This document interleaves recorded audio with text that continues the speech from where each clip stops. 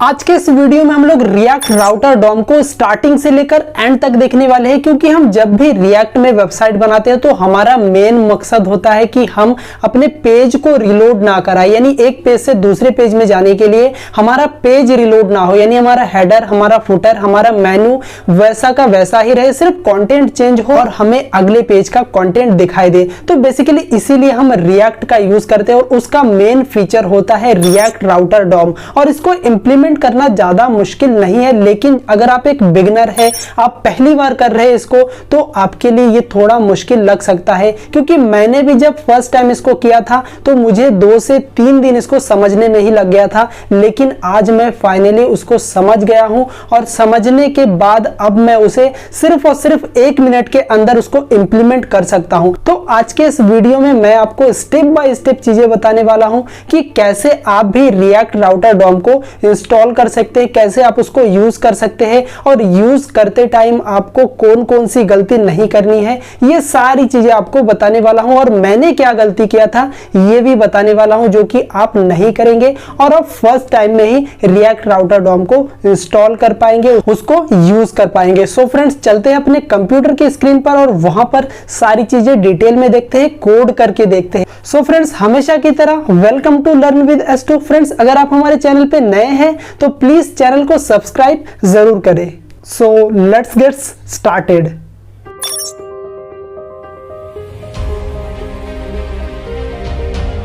सो friends, finally आ चुका हूं मैं अपने कंप्यूटर की स्क्रीन पे। तो यहाँ पर हमारा सबसे पहला काम क्या होने वाला है? हमारा सबसे पहला काम होने वाला है npm स्टार्ट, यानी npm को स्टार्ट करेंगे। npm स्टार्ट करने के बाद इसको एंटर कर देंगे तो हमारा npm स्टार्ट हो जाएगा, यानी हमारा जो डेवलपमेंट सर्वर है वो स्टार्ट हो जाएगा, हमारा ऐप रन होना स्टार्ट हो जाएगा और हमें वो दिखाई देने लगेगा। तो फाइनली हमारा npm रन स्टार्ट हो चुका है और हमारा जो ऐप है अभी कुछ यहाँ पे इस तरीके का दिखाई देने वाला है। यहाँ पर इस तरीके का हमारा दिखाई दे रहा है। अब हम क्या किया, मैंने क्या किया है, मैंने एक नैव बार लिया, इसमें 3 अलग अलग पेजेस बनाए हैं। अब देखो यहाँ पे मैंने क्या किया है, हमारे एसआरसी के अंदर एक कंपोनेंट्स बनाया और एक कंपोनेंट फोल्डर के अंदर हमने 4 कंपोनेंट बनाए। एक है नेववार, जो हमें ब्लैक कलर का नेववार दिखाई दे रहा है, वो नेववार बनाया है। और 3 और पेजेस बनाए, कॉन्टेक्ट अस, होम पेज और अबाउट नाम से 3 अलग अलग पेजेस बनाए हैं। 3 अलग अलग पेजेस मतलब 3 कंपोनेंट बनाए हमने, और इन 3 कंपोनेंट को हम अपने app.js में यहाँ पे यूज़ करने वाले हैं। तो यहाँ पे जो रिएक्ट राउटर को अगर आप यूज़ करना चाहते हैं तो आपको 2-3 बातें बहुत ही ज़्यादा ध्यान देना होगा। सबसे पहली बात क्या है, सबसे पहले जब आप रिएक्ट राउटर डॉम को इंस्टॉल करना पड़ेगा तो आपको उसके लिए क्या लिखना है, npm आई लिखे या इंस्टॉल लिखे एक ही बात है, यानी INSTALL इंस्टॉल लिखे या फिर आई लिखे, आपका सेम प्रोसेस होने वाला है। और यहाँ पे सिंपली आपको सिर्फ और सिर्फ इतना लिखना है, React router ROUTER router DOM, React router DOM. इस तरीके से कुछ ये वाला कमांड आपको रन करना है। जैसे आप इस कमांड को रन करते तो आपका जो रिएक्ट राउटर है वो इंस्टॉल हो जाता है, आपके इस पर्टिकुलर ऐप में आपका रिएक्ट राउटर जो है इंस्टॉल हो जाता है। ठीक है, इतना काम हमारा हो गया है। और इसका एक सिंपल प्रोसेस अगर आप देखना चाहते हैं, आपको अगर कोई सोर्स चाहिए तो उसके लिए आपको क्या करना है, सिंपली गूगल पे आपको टाइप करना पड़ेगा। यहाँ पे टाइप करना है router React router DOM, React router DOM. जैसे आप सर्च करते हैं तो यहाँ पे आपको एक लिंक मिलने वाला है, कुछ इस तरीके से, ये क्विक स्टार्टेड। इस पे जैसे ही क्लिक करते तो आपको एक वेबसाइट दिखाई देती है। ये बेसिकली आपका सोर्स होने वाला है। जब भी आपको रिएक्ट राउटर को इंस्टॉल करना पड़े, उसको यूज करना पड़े, तब आप यहाँ पे आके उसको देख सकते हैं। यहाँ पे देखो, यंग एड रिएक्ट राउटर डॉम। अगर आप विंडो पे है तो सिंपली आपको क्या लिखना है, npm इंस्टॉल रिएक्ट राउटर, ये जो वर्ड है npm install React router use करना है। तो आपका रिएक्ट राउटर जो इंस्टॉल हो जाएगा, उसके बाद उसको इंपोर्ट करना पड़ेगा। तो इंपोर्ट करने के लिए सिर्फ आपको इतना जो कोड है, ये इसको कॉपी करना है। कॉपी करके आपके app.js में यहाँ पर इस तरीके से ये इंपोर्ट कर देना है और इसमें ना ये लिंक को हटा देना है क्योंकि लिंक का यहाँ पे यूज़ नहीं है। अगर लिंक का यहाँ पे यूज़ हो सकता है अगर आप अपने जो नैवबार है उसको डायरेक्टली उसका कोड हार्ड कोड यहाँ पे लिखते हैं तब आप लिंक को यहाँ पे यूज़ करेंगे, या फिर अगर आप मैंने क्या किया यहाँ पे नैवबार का एक अलग से कंपोनेंट बनाया है तो मैं वहाँ पर लिंक को यूज़ करूँगा क्योंकि लिंक का यूज़ आपके नैवबार में होता है तो वहाँ पे आप उसका यूज़ करेंगे। तो वहाँ पे भी देखेंगे कैसे करते हैं। यहाँ पे एक चीज़ आपको ध्यान देना है कि ये जो स्विच लिखा है इसको आपको हटाना पड़ेगा। ये पुराने जो ये पुराने जो वर्जन्स थे उसमें आपको रिएक्ट के वर्जन में काम आता था, लेकिन अभी मॉडर्न रिएक्ट आ चुका है और उसमें यहाँ पे इसकी जगह राउट्स लिखा जाता है। यहाँ पे इसकी जगह आपको सिंपली राउट्स लिखना पड़ेगा। अब इसी को क्या करते हैं हम अपने जो हमने नैवबार बनाया था यहाँ पे भी इंपोर्ट करा देते हैं। यहाँ पे देखो मैंने यहाँ पे ये इंपोर्ट करा दिया है, ये सिर्फ और सिर्फ लिंक का यूज होगा। और उसके बाद यहाँ पे नैवबार में जहाँ पे ए लिखा होगा, जहाँ पे भी आपको एंकर टैग ए दिखेगा तो ए को आपको रिप्लेस करना है लिंक से। और दूसरा काम क्या करना है, जहाँ पे आपको href दिखेगा, href को आपको रिप्लेस करना है टू से। यानी जहाँ जहाँ आपको href देखो, जैसे आपको देखो इस तरीके का आपको कुछ दिख सकता है, कुछ इस तरीके का मैं आपको बना के दिखाता हूँ। जैसे ए लिखा है, नॉर्मली आपका इस तरीके का होने वाला है, href is equals to slash, यहाँ पे कुछ भी मतलब हो सकता है आपका, और इसके अंदर मान लिया यहाँ पे टेस्ट ऐसे लिखा है। आपका लिंक नॉर्मली इस तरीके का होता है, लेकिन आपको क्या करना है, ये जहाँ पे ए लिखा है ना, ए के जगह पे आपको लिंक लिखना है। जहाँ ए लिखा है वहां पे क्या लिखना है, लिंक लिखना है, यानी ए को रिप्लेस करना है लिंक से, ठीक है। और जहाँ पे href लिखा है इसको रिप्लेस करना है आपको टू से। बस इतना काम यहाँ पे करना है और यहाँ पे सिंपली आपको जिस भी पेज का यूआरएल देना है वो आप यहाँ पे दे सकते हैं। तो मैंने सिंपली यही काम किया है, इन सारे पेजेस में यही काम किया।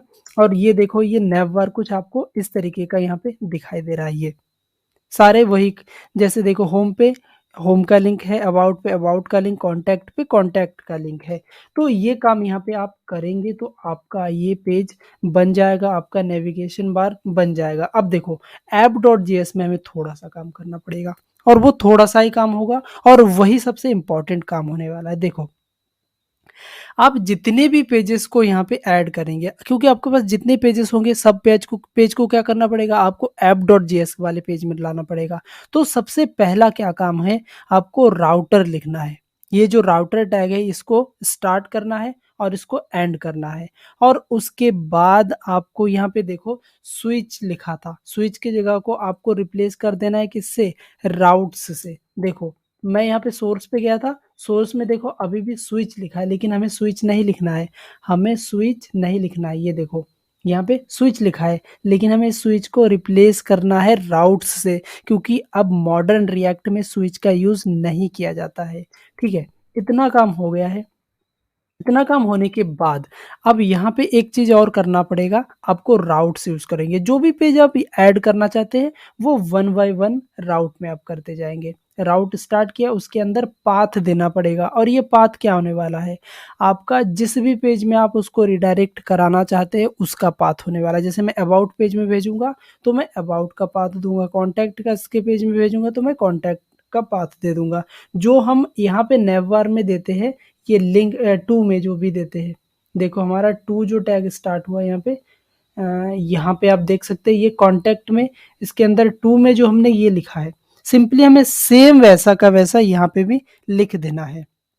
और उसके बाद एलिमेंट, इसको आप बाहर भी लिख सकते हैं, लेकिन आप मॉडर्न रिएक्ट यूज कर रहे तो आपको थोड़ा एडवांस चीज़ों को समझना पड़ेगा, थोड़ा कस्टमाइज तरीके से रीडेबल होना चाहिए आपका कोड। तो यहाँ पे सिंपली आपको इस तरीके से लिखना है, आपका जो भी कंपोनेंट होगा उसको एक एलिमेंट लिखना है, एक एलिमेंट इक्वल्स टू ब्रैकेट्स के अंदर इसको पास करना है। नॉर्मली हम इससे पहले क्या करते थे, इसको ऐसे ना लिख के हम इसको नॉर्मली लिखते थे कुछ इस तरीके से ऐसे। लेकिन अब मॉडर्न रिएक्ट में आप इसको ऐसे नहीं लिखेंगे, क्योंकि ये रीडेबल कम होता है और इसको देखने में भी कम अच्छा लगता है।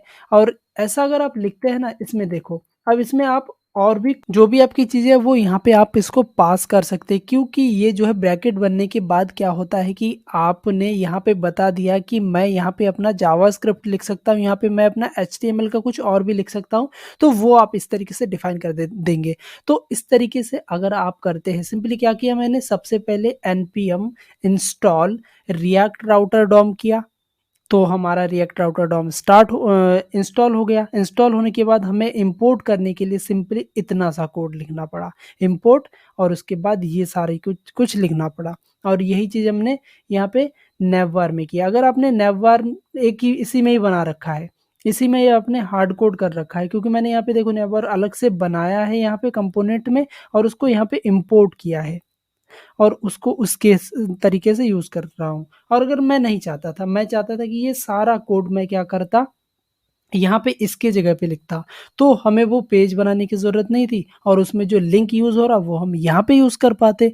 तो लेकिन वो अच्छा नहीं होता हमारे लिए, क्योंकि नैवबार काफ़ी बड़ा कोड है, तो यहाँ पे कोड की रीडेबिलिटी कम हो जाती है, इसलिए मैंने अलग से बना के उसको यहाँ पे सिर्फ उसको कॉल किया है। तो आप इस तरीके से कर सकते हैं। इनको इंपोर्ट करना है, उसके बाद सबसे पहला काम आपका क्या करने वाले हो, आप रिएक्ट राउटर का यूज़ करोगे, यहाँ पे राउटर लिखोगे, राउटर को एंड करोगे, फिर उसके बाद आपको जिस जिस पेज को कॉल कराना है उस पेज को यहाँ पे इंपोर्ट करने से पहले राउट्स लिखना है, राउट्स को क्लोज करना है, फिर राउट लिखना है, राउट्स के अंदर राउट लिखना है, और कुछ इस तरीके से आप लिख देंगे और जिस पेज को कॉल करना है वो वाला पेज दे देंगे, उसका यूआरएल देंगे, तो फाइनली आप उसको चला पाएंगे। देखना, अब मैं इसको एक बार रन करता हूँ। देखो, मैं चाहता हूँ अबाउट वाले पेज पे जाऊँ, तो मैं जैसे ही क्लिक करूँगा देखना मेरा पेज जो है रिलोड नहीं हो रहा है, लेकिन हम जा पा रहे हैं उस पेज तक। कॉन्टैक्ट वाले पेज पे क्लिक करूँगा तो मैं कॉन्टैक्ट वाले पेज पे जा रहा हूँ, उसका कंटेंट मुझे दिखाई दे रहा है, लेकिन हमारा पेज रिलोड नहीं हो रहा है। तो आई होप आप इसको बहुत ही अच्छे से समझ पाए होंगे, आप इसका यूज़ भी करने वाले हैं।